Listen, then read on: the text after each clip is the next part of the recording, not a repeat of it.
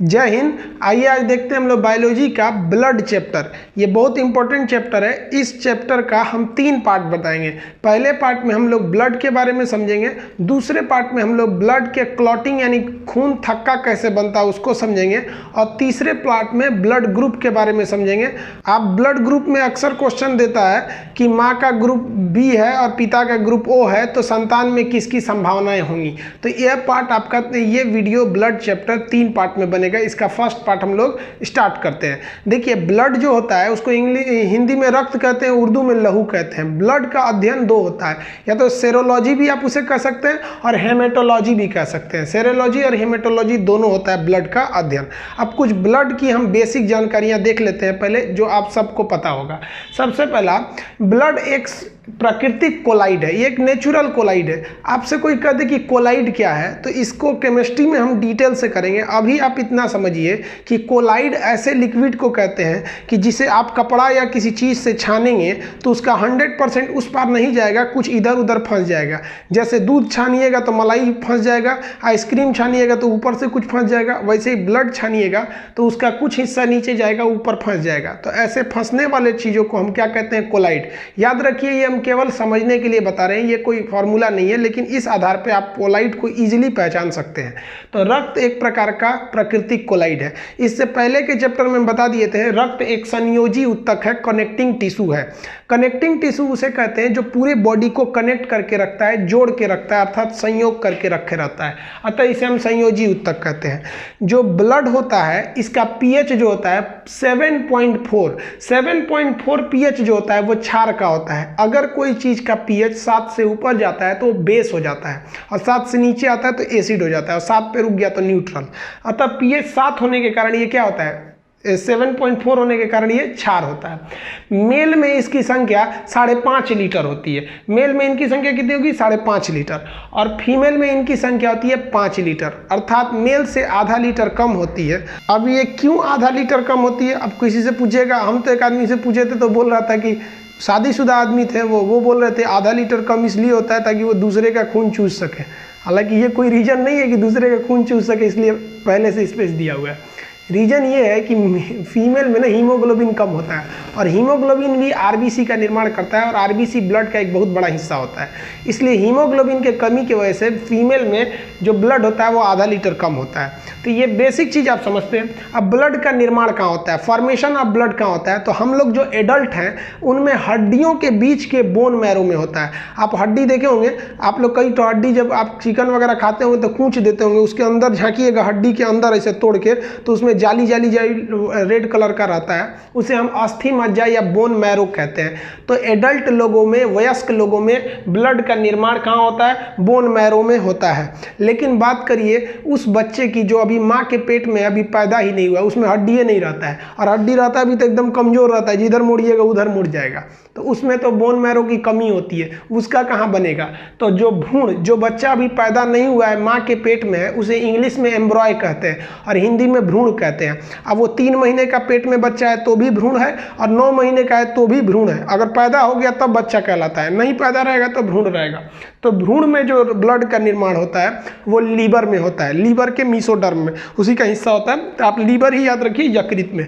तो ये इसका बेसिक इंफॉर्मेशन। अभी थोड़ा और समझते हैं हम लोग ब्लड के बारे में कि ये जो ब्लड है ये स्टोर कहाँ रहता है। तो कई लोग कहते हैं हार्ट में। बाबू, हार्ट में ब्लड स्टोर नहीं रहता है, दिल में स्टोर हो गया तो हार्ट अटैक आ जाएगा। ब्लड जो स्टोर होता है ना, ये पेट में, पेट को हम लोग उदर कहते हैं, उदर। अब पेट खाली जगह है तभी ना खाना खाते हैं तो चला जाता है। तो उदर गुहा में यहाँ पर बाईं ओर एक एस्पिलीन होता है, जिसे हिंदी में प्लीहा या तिल्ली कहते हैं। तो प्लीहा या तिल्ली में ही ब्लड जाके स्टोर रहता है, इसलिए एस्पिलीन को हम ब्लड बैंक के नाम से भी जानते हैं। आरबीसी जब अभी हम आगे पढ़ाएंगे आपको ब्लड का, वो जब मरता है तो वो भी जाके एस्पिलीन में ही जाके इकट्ठा हो जाता है। इसीलिए स्टोरेज कौन करता है? एस्पिलीन, उसी को प्लीहा या तिल्ली कहते हैं। और मरने के बाद यानी कब्र जो होता है वो भी एस्पिलीन होता है। तो एस्पिलीन को हम ब्लड बैंक भी कहते हैं, और कब्रिस्तान यानी ग्रेवयार्ड के नाम से भी जानते हैं। अब एक कोलेस्ट्रॉल क्या होता है? कोलेस्ट्रॉल क्या होता है? चिपचिपा पदार्थ। जैसे आप तेल मसाला ज़्यादा खाइएगा, खूब काजू किशमिश बादाम ये सब खाइएगा तो उसमें चिपचिपा चीज़ होता है, वसा का एक रूप होता है। तरल वसा फैटी एसिड होती है, उसी को क्या कहते हैं, कोलेस्ट्रॉल। ये कोलेस्ट्रॉल बहुत घातक होता है, ये जान ले लेता है, हार्ट अटैक ले आ देगा। क्योंकि अगर आपके रक्त में अगर ये चर्बी यानी तेल की मात्रा ज़्यादा हो जाए तो दिल पे जाके चिपक जाएगा, फिर दिल को धड़कने नहीं देगा। तो ये कोलेस्ट्रॉल का जो लेवल होना चाहिए वो 200 ग्राम प्रति डेसीलीटर। अभी ब्लड को एक्चुअली जो पैथोलॉजी लैब होते हैं जहां आप जांच कराने जाते हैं उसके लिए वो डेसीलीटर में नापते हैं। तो इसका जो कोलेस्ट्रॉल का लेवल होता है वो 200 डेसीलीटर होता है। याद रखिएगा, एग्जाम में पूछा है, इसमें हर एक चीज़ याद रखिएगा। आप देखिए जो हम यहाँ स्लाइड बनाते हैं वो हम फालतू के लिए नहीं बनाते हैं। आप 1 सेकंड के लिए भी वीडियो स्किप नहीं कर सकते, हम आपके हर एक सेकंड का ख्याल रखते हैं। तो आप भी ध्यान से देखिएगा, ये जो इंपॉर्टेंट क्वेश्चन है हम उसी को यहाँ लिखते हैं। तो कोलेस्ट्रॉल का लेवल कितना हो जाता है बाबू, 200 ग्राम प्रति डेसीलीटर। जब भी आप बायोलॉजी देखिएगा ना तो ये डेसीलीटर में देता है, आप बस यही 200 याद रखिएगा। ऑप्शन में ना आपकी यूनिट लिखे रहते हैं। अब एक होता है हीमोग्लोबिन, ये हीमोग्लोबिन को हम शॉर्टकट में HB कहते हैं। इसी के कारण ब्लड जो होता है वो लाल हो जाता है। ये हीमोग्लोबिन अभी जस्ट आगे इसको समझाएंगे। ये हीमोग्लोबिन का भी लेवल पूछ देता है आपसे कि कितना होता है। तो हीमोग्लोबिन के अंदर ना आयरन पाया जाता है। हीमोग्लोबिन में क्या पाया जाएगा, आयरन। तो यहाँ हम लिख देते हैं हीमोग्लोबिन में ऐसे Fe लिख देते हैं, आप समझिएगा आयरन पाया जाता है। तो ये हीमोग्लोबिन में आयरन होता है। ये मेल में जो होता है ना 14 ग्राम, फिर देखिए 14 ग्राम प्रति डेसीलीटर, और फीमेल में 13 ग्राम प्रति डेसीलीटर। यानी हर एक डेसीलीटर, यानी आप एक तरह से समझिए तो एक ढक्कन पे, मतलब डेसीलीटर इतना सा होगा। तो डेसीलीटर यानी इतनी सा भी अगर ब्लड लेते हैं तो उसमें फीमेल में हीमोग्लोबिन कम है। यानी मेल में हीमोग्लोबिन ज़्यादा और फीमेल में हीमोग्लोबिन कम। जिसमें हीमोग्लोबिन ज़्यादा उसमें लोहा की मात्रा ज़्यादा, यानी मेल की शरीर में आयरन की मात्रा ज़्यादा होने की वजह से मेल का शरीर हार्ड होता है, और फीमेल में हीमोग्लोबिन कम होता है तो आयरन भी कम हो जाता है, तो उनका शरीर थोड़ा सॉफ्ट हो जाता है। बराबर मुक्का एक मेल को मारिए एक फीमेल को मारिए, मेल को उतना नहीं लगेगा लेकिन फीमेल को ज़्यादा चोट लग जाता है। तो वो भी ये आयरन के वजह से होते हैं सब। अब आगे समझते हैं, हमारे बॉडी में पूरे रक्त जो है ना सर्कुलेट कर रहा है, इसे हम सर्कुलेटरी सिस्टम या रक्त परिसंचरण तंत्र कहते हैं। इसकी सबसे पहले जानकारी विलियम हार्वे ने दिया था। तो रक्त परिसंचरण की जानकारी किसने दिया, विलियम हार्वे ने दिया था। इतना समझ गया आ गया। अब थोड़ा और आगे समझते हैं लोग। अब देखिए ब्लड के कार्य क्या होते हैं, फंक्शन ऑफ ब्लड। तो ब्लड का सबसे महत्वपूर्ण काम देखिए वो तापमान का नियंत्रण करता है। जब तक आप जिंदा हैं, विलियम हार्वे साहब ने कहा था रक्त परिसंचरण करते रहेगा, और कोई भी चीज़ गतिशील रहती है तो उसमें उष्मा रहती है। आप हाथ को ऐसे ऐसे रगड़िए, आपका हाथ गर्म रहेगा। जब तक रगड़ेंगे तब तक गर्म रहेगा, छोड़ेंगे तो थोड़ी देर में ठंडा हो जाएगा। इसीलिए पूरा शरीर में जब तक खून दौड़ेगा तब तक हमारा शरीर का टेम्परेचर 37 डिग्री बना रहेगा, क्योंकि ब्लड के घूमने का भी स्पीड फिक्स है। 120 के प्रेशर से जाता है और 80 के प्रेशर से आता है, तो उसी को ब्लड प्रेशर कहते हैं। 120 आता है 80, तो इसी को कहते हैं 120/80। तो जब तक खून चलेगी तब तक शरीर गर्म रहेगा। ब्लड कहाँ जमा रहता है बाबू, एस्पिलिन में। मलेरिया नाम के बीमारी में ना एस्पिलिन खराब होने लगता है, इफेक्टेड हो जाता है, तो ब्लड भी इफेक्टेड होने लगता है। इसीलिए पूरे शरीर का टेम्परेचर घटने लगता है मलेरिया नाम की बीमारी में। तो पहला काम आप समझ गए। दूसरा काम आप समझते हैं हम लोग, पोषक पदार्थ का परिसंचरण। आप कोई भी चीज़ खाते हैं तो डाइजेस्ट होने के बाद उसका एब्जॉर्प्शन करके उसे ब्लड में मिला दिया जाता है। आप दवा खाते हैं या इंजेक्शन दिया जाता है तो उसमें न्यूट्रिशन यानी पोषक पदार्थ रहते हैं जो आपके बॉडी के लिए अच्छे होते हैं। वो पूरे बॉडी में वो क्या कर देता है, परिसंचरण कर देता है। हार्मोन का भी परिसंचरण कर देता है, ये तो हार्मोन चैप्टर में पढ़ा है आपको। तो ये पोषक पदार्थों का परिवहन कर देता है। दूसरा, गैसों का परिवहन करता है। हम आपको श्वसन तंत्र में पढ़ा दिए हैं, सांस लेते हैं तो ये फेफड़ा केवल एक टंकी का काम करता है जहां ऑक्सीजन को रख देता है। यहाँ से ऑक्सीजन को ले जाने का काम ब्लड का हीमोग्लोबिन करता है, और वापस CO2 ले आने का भी काम हीमोग्लोबिन करता है। फेफड़ा केवल एक जगह प्रोवाइड करता है कि यहाँ भैया आप ऑक्सीजन रख दीजिए। तो गैसों का परिवहन यानी ऑक्सीजन ले गया और CO2 लाया। तो ये दूसरा काम आप समझ गए। अब तीसरा काम समझते हैं, उत्सर्जी पदार्थों का परिवहन। शरीर में जितने भी खराब पदार्थ रहते हैं जैसे यूरिया, अमोनिया इत्यादि का परिवहन वही करता है और किडनी को ले जाके दे देता है, और किडनी उसको क्या करता है, डायलिसिस विधि द्वारा उसमें से हानिकारक पदार्थों को रख लेता है और ब्लड को कहता है अब तुम जाओ। ये हम किडनी में आपको डिटेल से पढ़ा दिए हैं। आप उत्सर्जन तंत्र चैप्टर हेडिंग डालिएगा ना तो आपको किडनी वहाँ पे मिल जाएगा। समझ में आ गया आपको? तो ये तीनों काम आप समझ गए आ गया। तो एक्चुअली आप ये कह सकते हैं कि रक्त टेम्परेचर को नियंत्रित करता है और परिवहन करता है। और परिवहन में आप तीन चीज देख सकते हैं, पोषक पदार्थ यानी न्यूट्रिशन का परिवहन कर सकता है, गैसों का परिवहन कर सकता है, हानिकारक पदार्थों का भी परिवहन करता है। निकालता नहीं है ब्लड से, हानिकारक पदार्थों को लेके घूमता है और किडनी उसमें से घिंच घिंच निकाल लेता है। समझ में आ गया? आप इसको एक स्क्रीनशॉट लीजिए, इसका पीडीएफ डिस्क्रिप्शन में दे दिए हैं। एक्चुअली इससे पहले वाले चैप्टर में हम बोल दिए थे कि डिस्क्रिप्शन में है और देना भूल गए थे, बट अभी उसमें लोड कर दिए हैं, आप देख लीजिएगा। इसमें हम नहीं भूलेंगे पीडीएफ देना, सॉरी इससे पहले वाले वीडियो में भूल गए थे हम पीडीएफ देना। देखिए ब्लड का आपको बेसिक इन्फॉर्मेशन बता दिए। अब ब्लड का हम कंपोजिशन समझते हैं कि ब्लड किस किस चीज़ों से मिलकर बना होता है। तो ब्लड में बेसिकली दो पार्ट होते हैं, एक उसका लिक्विड पार्ट और एक उसका हार्ड पार्ट। तो लिक्विड पार्ट को हम कहते हैं प्लाज्मा। लिक्विड पार्ट हो गया प्लाज्मा, जो पूरे ब्लड का लगभग 60% होता है, कहीं कहीं आपको ये 55% भी मिलेगा। और जो उसके पार्टिकल्स जो उसमें घुले हुए होते हैं उन्हें हम कार्पल्स या रुधिराणु कहते हैं। ये बचे हुए 40% होते हैं, सब 40%। तो आप इसको ऐसे समझिए, जैसे आप शरबत बनाते हैं तो पानी भी लेते हैं और चीनी भी लेते हैं, तो चीनी हार्ड पार्टिकल हो गया और पानी जो हो गया वो लिक्विड पार्ट हो गया। तो उसी तरह ब्लड में भी दो दो चीज़ मिला हुआ है। ऐसा मत समझिए कि ब्लड लिक्विड दिख रहा है तो केवल लिक्विड से बना है। आपका चाय जो पीते हैं वो लिक्विड दिखता है तो केवल लिक्विड से थोड़ी ना बनता है, उसमें चीनी भी पड़ता है, चाय पत्ती भी पड़ता है, गुल मिर्च वगैरह भी लोग डाल देते हैं, तो कई कई चीज़ के पार्टिकल्स भी पड़ते हैं। और लिक्विड में दूध भी रहता है, थोड़ा पानी भी मिला दिया जाता है। तो वैसे ही ब्लड का लिक्विड भाग हो गया आपका प्लाज्मा। समझ में आ गया? और जो ठोस भाग है जो कण के समान होता है उसे क्या कहते हैं, रुधिराणु। ये बचे हुए 60% हो गए। इसमें आरबीसी, डब्ल्यूबीसी और प्लेटलेट होते हैं। इनको हम समझेंगे, पहले हम लोग प्लाज्मा के बारे में देख लेते हैं। प्लाज्मा पूरे ब्लड का 60% भाग होता है, ये ब्लड को लिक्विड बना के रखे रहता है। इस प्लाज्मा में एक विशेष प्रकार का प्रोटीन पाया जाता है जिसे फाइब्रिनोजेन कहते हैं, और एक अलग भी प्रोटीन होता है जिसे हम कहते हैं प्रोथ्रोम्बिन। तो एक हो गया फाइब्रिनोजेन, एक हो गया प्रोथ्रोम्बिन।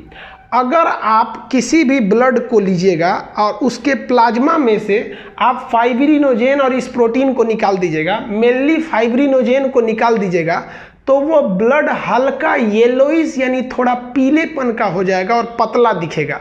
ये ब्लड को गाढ़ा करके रखते हैं। तो इनको निकाल दीजिएगा ना तो वह प्लाज्मा पीले रंग का दिखेगा। एक्चुअली प्लाज्मा पीला होता ही है, वो और हल्का पीला हो जाएगा और वो पंछुछुर हो जाएगा, क्योंकि ये गाढ़ा करता है। इसको हटा दीजिएगा तो ब्लड पंछुछुर हो जाएगा और वो पीले रंग का दिखेगा। उसे हम कहते हैं सीरम। बीमारियों की जांच आपके ब्लड में से सीरम निकाल के किया जाता है। ये पीडीएफ में लिखा हुआ है, यहाँ आप बेसिकली समझिएगा। प्लाज्मा में से फाइब्रिनोजेन हटा देने से वो ब्लड पतला हो जाता है और पीले रंग का होता है, जिसे सीरम कहते हैं। बीमारियों की जांच सीरम से की जाती है। इतना क्लियर है? अब हम समझते हैं इस साइड में रुधिराणु यानी कार्पल्स के बारे में, जो बचे हुए 40% है। देखिए ये जो रुधिराणु है इसमें आरबीसी होते हैं, रेड ब्लड कार्पल्स, ये लाल रंग के होते हैं। ये वाइट ब्लड कार्पल्स, इनका रंग सफ़ेद होता है। ये एक हो गया प्लेटलेट।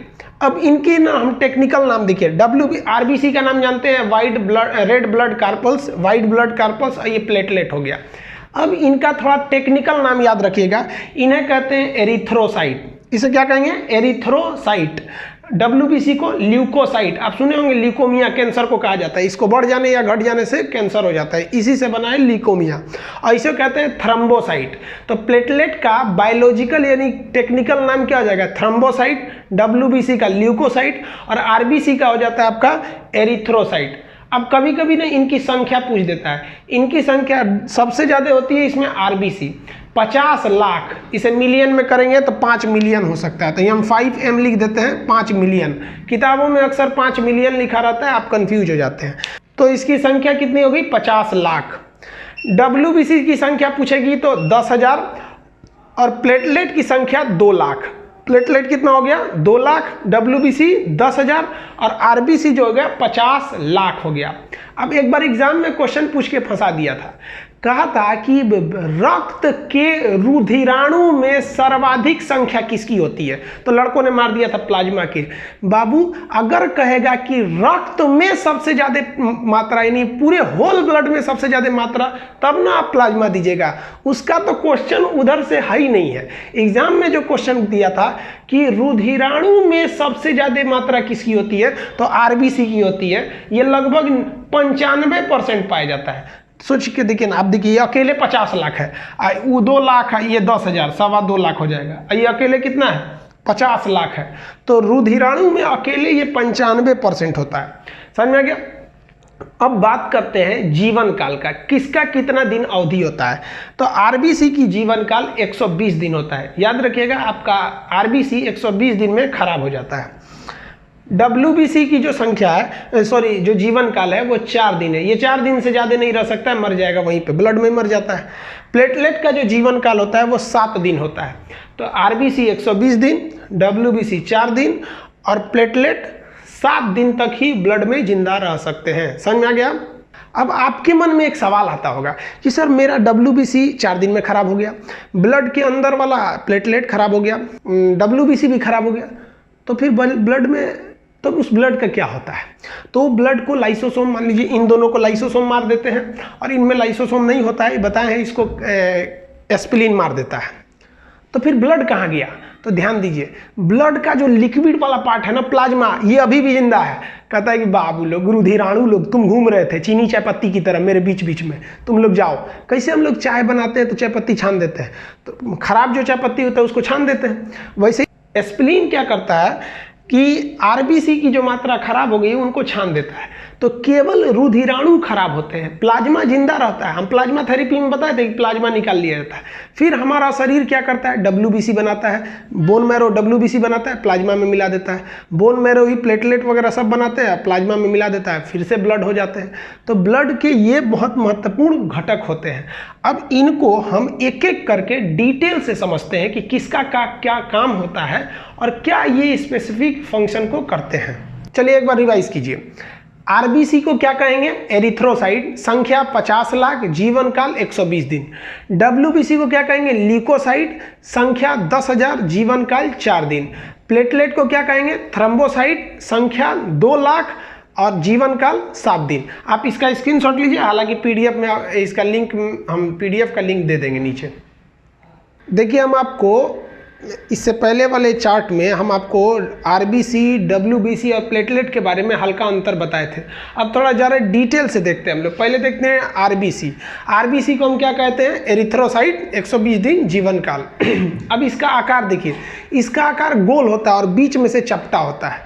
आकार गोल होता है और बीच में से क्या होता है, चपटा होता है। ऊंचाई पे जब ये जाइएगा तो इसमें ऑक्सीजन डिजॉल्व करने की क्षमता घट जाती है, जिसकी वजह से इसका आकार बढ़ जाता है। तो याद कैसे रखिएगा, ये क्या है, बढ़ने का साइन है, और ये भी क्या है, ऊंचाई का साइन है। तो जैसे ऊंचाई पे जाइएगा इसका आकार क्या होने लगता है, बढ़ने लगता है। तो ये एक बार पूछ दिया था कि ऊंचाई पे जाने पे इसका आकार में क्या प्रभाव पड़ता है, तो बढ़ जाता है, और ऑक्सीजन डिजॉल्व की क्षमता भी इस पर इफेक्टेड पड़ती है। अब यहाँ 2-3 चीज़ समझने वाला समझिए। इसमें लाइसोसोम होता ही नहीं है। अब हम आपको बताए हैं, लाइसोसोम मरी हुई कोशिकाओं को खा पी के ख़त्म कर देता है, और इसमें लाइसोसोम होता ही नहीं है। अतः यह मर जाएगा तो इसको खाने वाला कोई नहीं है, ये घूमते रहेगा, इसकी लाश पूरी घूमते रहेगी। इसीलिए ये जब मर जाता है तो इसकी लाश को कौन पकड़ लेता है, एस्पिलिन, जिसको हम लोग प्लीहा या तिल्ली कहते हैं। इसीलिए एस्पिलिन को RBC का कब्र कहा जाता है। बाकी किसी चीज़ के लिए अलग से कब्र नहीं बना है, उसके अंदर खुद ही लाइसोसोम होता है, वो उसको खा पी के ख़त्म कर देता है। दूसरा चीज़, इसमें केंद्रक नहीं होता है, न्यूक्लियस नहीं होता है। अब एक बात बताइए, न्यूक्लियस के अंदर ही था DNA और RNA, और हमारी पहचान जो होती है वो DNA और RNA से होती है। अतः कोई हमारे ब्लड का RBC दे दिया कि लीजिए भैया ये RBC है, आप बताइए इसका DNA क्या है, तो क्या आप RBC से DNA बता सकते हैं? नहीं बता सकते हैं। ये भी क्वेश्चन पूछा हुआ है। क्यों? क्योंकि RBC में न्यूक्लियस यानी केंद्रक नहीं पाया जाता है, और केंद्रक में ही DNA और RNA होते हैं, इसलिए DNA RNA की जाँच RBC नहीं की जा सकती। बाकी हमारे थूक से हो सकता है, हमारी बाल से हो सकता है, नाखून से हो सकता है, इन सब की कोशिकाओं में केंद्रक होता है। होता है, इनमें लाइसोसोम और केंद्रक नहीं पाए जाते हैं। समझ में आ गया। अगला देखिए, पूरे रुधिराणु में अगर इसकी बात करेंगे तो ये 95% से भी ज़्यादा पाया जाता है, क्योंकि ये 50 लाख, ये 10,000 और प्लेटलेट 2 लाख, तो ये 95% से भी ज़्यादा पाया जाता है।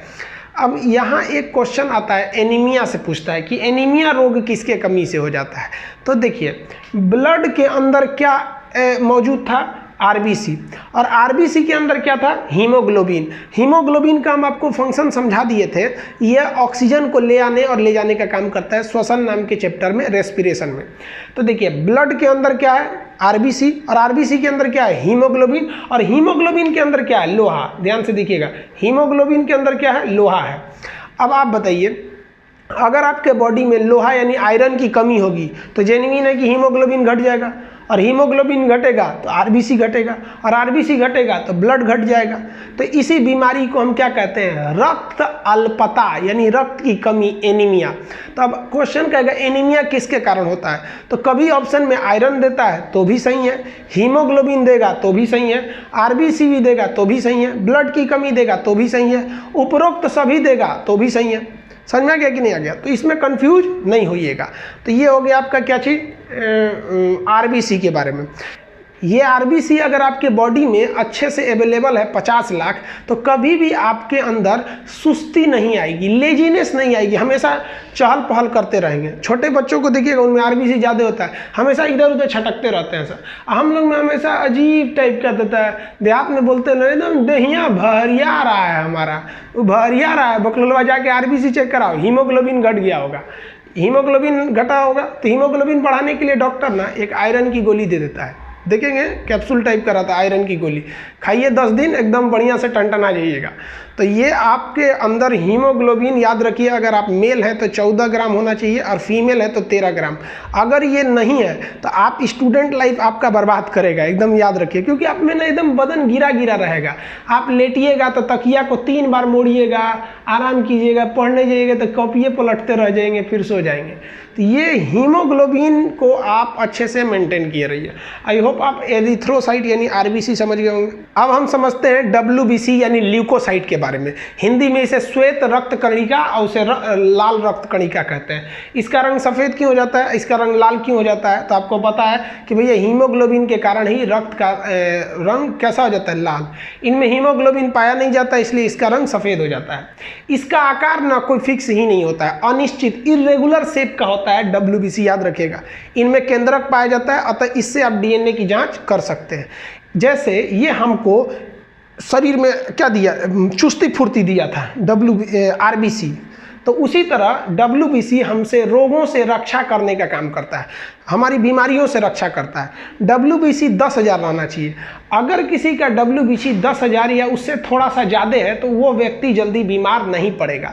अक्सर आप देखते होंगे गांव वगैरह के लोग बड़े शक्तिशाली होते हैं, वो जल्दी बीमार नहीं पड़ते हैं। अदू चट होता है एकदम सुकुआ, एकदम ओ माय गॉड खांसी हो गया, ओ माय गॉड बुखार, धूप में निकलेगा तो बुखार हो जाएगा। क्यों? क्योंकि उनका डब्ल्यूबीसी 10,000 से कम है, एकदम झुंझुन्ना हो गया रहता है सब, मतलब इतना बोलते सुकुआर है, सतवासल, एकदम बीमार पड़ते रहेगा वो। तो आप अपना डब्ल्यूबीसी चेक कराइएगा, खास करके कोरोना में तो जल्दी चेक कराइएगा, क्योंकि अगर डब्ल्यूबीसी ठीक है ना तो कोरोना भी कुछ नहीं करेगा, और डब्ल्यूबीसी गड़बड़ है ना तो कोरोना समेट देगा आपको इस बार। तो इसलिए थोड़ा सा इसको चेक कराइएगा। स्टूडेंट लोग खास करके इस चैप्टर पे ध्यान दीजिए। आप केवल पढ़ाई पे ध्यान देते हैं और आपका ये अंदर से बॉडी कमज़ोर है। एक बात बताइए, खूब अच्छा ड्राइवर लाइए और आपकी गाड़ी ही खराब है, पता चला टायर ठीक नहीं है, इंजन ठीक नहीं है, स्टीयरिंग ठीक नहीं है, तो ड्राइवर क्या कर सकता है? आपके अंदर इच्छा है पढ़ने की, लेकिन ये आपकी कमियां हैं, इनको सुधारिए आप, ये ज़रूरी है आपके लिए। तो ये डब्ल्यूबीसी समझे। अब डब्ल्यूबीसी कुछ प्रकार समझिए। मेनली डब्ल्यूबीसी के ना 3 प्रकार होते हैं, एंटीबॉडी, लिम्फोसाइट, मोनोसाइट, और बाकी न्यूट्रोफिल, एसिनोफिल और बेसियोफिल। ये देखिए, बेसोफिल, एसिनोफिल और न्यूट्रोफिल, इन तीनों का कोई विशेष काम नहीं है, इसलिए इनको हम पहले ही साइड कर देते हैं। इन तीनों का विशेष काम है एंटीबॉडी, लिम्फोसाइट और मोनोसाइट। देखिए, लिम्फोसाइट का आकार टी के समान होता है, इसलिए इसको टी सेल या टी लिम्फोसाइट कहते हैं। अब इनका काम क्या होता है समझिए। यही तीनों मिलकर बीमारी से लड़ते हैं। इन पांचों को मिला दीजिएगा ना, तब क्या बनता है? डब्ल्यूबीसी। पांचों को मिला के डब्ल्यूबीसी बनता है। वो एक ही नाम दिख रहा है, लेकिन उसके अंदर कई चीजें पाई जाती हैं। तो ये न्यूट्रोफिल, इसिनोफिल और बेसोफिल, इसका कुछ मुख्य काम नहीं है। मेन है एंटीबॉडी, लिम्फोसाइट और मोनोसाइट। देखिए हमारे शरीर में ना पूरी ब्लड है, और ब्लड के अंदर ही WBC है, WBC के अंदर ये सब है सब। तो ब्लड तो चारों ओर घूम रहा है। जैसे कोई कीटाणु एंट्री मारता है, मान लीजिए कि मक्खी काटी, मच्छर काटा, खटमल काटा, कुछ भी हुआ, कोरोना घुस गया, कुछ भी घुस गया, जैसे घुसता है तुरंत उसको देख लेता है एंटीबॉडी, कहते रे रे रे इधर कहाँ, इधर कहाँ, अरे अरे अरे अरे आ रहा है, मार मार मार मार। ये बेचारा एंटीबॉडी डर जाता है, अरे बाप रे अकेले मारेंगे, रुक रुक रुक। वो जाता है लिम्फोसाइट के पास, ए चाचा लिम्फोसाइट, चाचा उठिए, लिम्फोसाइट चाचा उठिए उठिए, वो कोरोना घुस गया है, पता नहीं कौन है। तो लिम्फोसाइट का आकार कैसा है, टी के समान है, यानी टी लिम्फोसाइट भी इसको कहते हैं, टी ABC। टी लिम्फोसाइट उठता है, एंटीबॉडी से कहता है क्या हुआ रे, कहे महाराज कोरोना आ गया, चलिए मारा जाए। तो लिम्फोसाइट आता है तरना के, कहाँ रे कहाँ रे, धड़ धड़ धड़ धड़ मारता है। अगर लिम्फोसाइट मजबूत है मार के वहीं मार डालेगा, कहेगा इससे जुड़ा हमारे एरिया में आता है, मार दिया लिम्फोसाइट। बीमारी को एक्चुअल मारता है लिम्फोसाइट यानी टी सेल। लिम्फोसाइट मारकर चला गया, अब यह एंटीबॉडी जाके बताता है मोनोसाइट को, ये मोनोसाइट चाचा हम मार दिए उसको, बीमारी को, चलिए आप खा लीजिए। तो मोनोसाइट जो होता है उस बीमारी को खाता है। क्यों? क्योंकि उस बीमारी को अगर खाएगा नहीं तो वहीं सड़ के मर जाएगा। तो बीमारियों का भक्षण कौन करता है? मोनोसाइट। अतः मोनोसाइट का आकार बड़ा हो जाता है। कहेगा कि WBC में सबसे बड़ा आकार किसका होता है? तो मोनोसाइट का। बीमारियों को एक्चुअल में कौन मारता है? तो टी लिम्फोसाइट या लिम्फोसाइट। पहचान यानी रक्षा करने का काम BSF का काम कौन करता है? एंटीबॉडी। ध्यान दीजिए ससुरा, HIV इतना भयानक बीमारी है ना, और कैंसर ऐसा भयानक बीमारी है सब, HIV में यही मर जाता है बेचारा। HIV जैसे होगा ना, लिम्फोसाइटे मर जाता है। अब आप बताइए, लिम्फोसाइट है ये नहीं है, इधर से HIV का वायरस घुस गया, एंटीबॉडी तो देख लिया घुस गया, अब कहेगा ए चाचा उठिए, लिम्फोसाइट चाचा, चाचा मर गई लो, नहीं उठ पाएगा। तो बहुत खतरनाक बीमारी होता है HIV। हो जाएगा तो कहियो नहीं पाएंगे कि हो गई लो है। तो ये भी बहुत खतरनाक बीमारी है। तो आप बीमारियों से लड़ने का पूरा प्रोसेस समझे। जैसे एंट्री मारा, एंटीबॉडी एक्टिव हो गया, मारेगा कौन? लिम्फोसाइट। लिम्फोसाइट का आकार टी के समान। मरे हुए कीटाणु को खाएगा कौन? मोनोसाइट। सबसे बड़ा आकार मोनोसाइट। बाकी न्यूट्रोसाइल, एसिनोफिल, बेसिनोफिल ये कुछ खास काम नहीं है। तो ये देखें, ये चुस्ती फुर्ती दिया, ये बीमारियों से रक्षा किया, ये भी जरूरी है आपके लिए, ये भी जरूरी है। अब बात करते हैं प्लेटलेट को। प्लेटलेट का टेक्निकल नाम था आपका थ्रोम्बोसाइट, हालांकि इसे हिंदी में बिंबाणु कहते हैं। क्या कहते हैं? बिंबाणु। इसका आकार जो होता है ना, ये भी गोल होता है, लेकिन उत्तल लेंस की तरह होता है, इस शेप में होता है, ये उत्तल लेंस के समान होता है। तो इसका आकार कैसा होगा? उत्तल लेंस की तरह, बाइकन्वेक्स लेंस की तरह। इसमें केंद्रक नहीं पाया जाता है, अतः इसमें भी केंद्रक नहीं पाया जाएगा, तो इससे भी आप DNA नहीं निकाल सकते, जबकि इसमें DNA निकाल सकते हैं क्योंकि इसमें केंद्रक होता है। इसमें भी केंद्रक नहीं होता है RBC में, तो इसमें केंद्रक उपस्थित नहीं होता है। ये क्या काम करता है? शक्ति प्रदान करता है। इसकी संख्या आपको बता दी है पहले ही, 2 लाख होती है। अगर आप में प्लेटलेट 2 लाख है ना, तो आप में इतनी शक्ति रहेगी ना, थकबे नहीं करिएगा, एकदम दनादन थकेगा नहीं। तो देखते हैं ना, कुछ कुछ आदमी जल्दी थकता ही नहीं है, और कुछ कुछ ससुरा 1 घंटा पढ़ने बैठेगा से तो कमर दर्द कर गया, ओ दादा दा सुकुआर बकलोलवा कौन सी रिजल्ट होगा रे तू लोग का, ऐसे 1 घंटा में थकोगे लोग। तो प्लेटलेट चेक कराइए जाके। प्लेटलेट अगर ज़्यादा रहेगा थकिएगा नहीं। किसी किसी लड़कों को आप देखते होंगे सोच रहा 8-8 घंटा पढ़ने लगते हैं सर। हम लोग जब पढ़ते थे तो इलाहाबाद यूनिवर्सिटी में, तो एक लड़का था हम लोग के साथ, सरफराज। सुबह 6 बजे से जब पढ़ना चालू करता था ना, तो एक ही बार उठता था 1 बजे, जब खाना आता था तब, खाना आ गया चलो खाओ। इतना पढ़ने में वो, मतलब उसके अंदर स्टेमिना थी। तो हम लोग यही सोचते थे ससुरा ये पढ़ता कैसे इतना ज़्यादा। तो आप लोग भी अपना प्लेटलेट चेक कराइएगा। अगर प्लेटलेट कम है तो पढ़ने के लिए इच्छा तो करेगी, लेकिन ज़्यादा देर टिक नहीं पाइएगा। और ससुरा अगर हीमोग्लोबिन कम है तो इच्छा नहीं करेगा। तो देखिए, ये ससुरा कमवा स्टार्ट करा देता है और ये देर तक कराए रखता है। तो सब जरूरी है, इसलिए डॉक्टर के पास जाइए, इत्मीनान से अपना प्लेटलेट चेक कीजिए 2 लाख है कि नहीं, WBC 10,000 है या नहीं, हीमोग्लोबिन लड़का है तो 14, लड़की है तो 13 है या नहीं। और अगर नहीं है तो डॉक्टर इसके लिए अच्छा बताएगा। हीमोग्लोबिन को बढ़ाने घटाने के लिए अपने से मत कीजिएगा, वरना रिस्की हो जाता है। हाँ, हम ये जरूर बता सकते हैं कि प्लेटलेट को कैसे बढ़ाइएगा। देखिए, प्लेटलेट जो होता है ना, वो डेंगू में बहुत घट जाता है। डेंगू में ये प्लेटलेट 30,000 चला आता है, 20-20 हज़ार तक चला आता है। हमको जब डेंगू हुआ था ना, सीढ़ी नहीं चढ़ पा रहे थे, तो एक हॉस्पिटल हम गए थे, तो फर्स्ट फ्लोर से हमको नीचे उतरना था और हमको डेंगू था, पता नहीं था। मेरा प्लेटलेट 40,000 हो गया था, तो हम सोचे लिफ्ट से उतर जाते हैं। तो लिफ्ट में बेचारी एक डॉक्टर थी, लेडीज डॉक्टर थी, वो हमको कहीं कि आपको शर्म नहीं आता है, एक फ्लोर से नीचे उतरना है, जेंट्स होके लिफ्ट से उतरते हैं। हम कहे मैडम हमको पता नहीं क्या हुआ है कि हमारा पैर नहीं चल पा रहे। तो प्रॉब्लम हमको नहीं थी, प्रॉब्लम था कि वहाँ हमको डेंगू हो गया था, वरना हम डेली 5 तल्ला पे क्लास चढ़ने के लिए ऊपर नीचे करते हैं, पैर ही नहीं उठता है, इतना कमजोरी आ जाती है और आदमी ना भद भद गिर जाता है। देखिएगा ना, जहाँ तहाँ गिरल रहेगा, उठाना पड़ेगा, भैया उठिए। अगर हीमोग्लोबिन भी कम हो गया है तब वो गिरेंगे, और प्लेटलेट भी कम हो गया तो भी गिरेंगे। तो ये बहुत खराब होता है। इसको कैसे बचाया जाता है, डेंगू से कैसे बचिएगा? तो देखिए, एक गिलोई और एलोवेरा, ये बाबा रामदेव के दुकान पे मिलेगा, लिक्विड होता है, एक एक कप 3 टाइम पीते रहिए। तो गिलोई और एलोवेरा। दूसरा, बकरी के दूध में प्लेटलेट बढ़ाने की क्षमता ज़्यादा होती है, जितना फल खा सकते हैं दबा के खाइए तो ये बढ़ेगा। फल खाने से सब बढ़ने लगते हैं, लेकिन हिंदुस्तान में गरीबी इतना ज़्यादा है कि फल कौन खाता है? जब बीमार पड़ता है तो अब समझ लीजिए, किसी के घर अनार खरीद के जा रहा है ना, तो 50% संभावना है कि उसके घर कोई ना कोई बीमार पड़ा होगा। तो ये आप ब्लड के बारे में समझ गए। एक स्टूडेंट लाइफ में सबसे पहले ज़रूरी ये है, अगर हमसे कोई पूछता है कि सर किस तरह से पढ़ना चाहिए, तो हम सबसे पहले कहेंगे तू पढ़ाई पहले बाद में कर, पहले ये सब ठीक करके लाओ, डॉक्टर के पास जाओ, 1 महीने पहले अपने इस पे ध्यान दो और थोड़ा बहुत उसी पीरियड में पढ़ते रहो। जब ये अच्छा हो जाएगा ना, तो तुमको पूछना ही नहीं पड़ेगा कि सर हमको इतना नींद क्यों आता है। भैया हीमोग्लोबिन कम रहेगा तो नींद आएगा। आपको सर 1 घंटा से ज़्यादा पढ़िए नहीं पाते, भैया प्लेटलेट कम है। सर हमेशा हम उखड़ले रहते हैं, कबो खांसी, कबो सर्दी, कबो कुछ, तो भैया WBC गड़बड़ है। तो भैया आप लोग अपनी पहले बॉडी को सुधारिए। गाड़ी अच्छी रहेगी तो ही ड्राइवर, खराब भी रहेगा तो चला लेगा, समझ आ गया? तो आप अपनी बॉडी सुधारिए। इसका लिंक PDF में है, PDF हम इस बार नहीं भूलेंगे, पिछले PDF में वीडियो में भूल गए थे।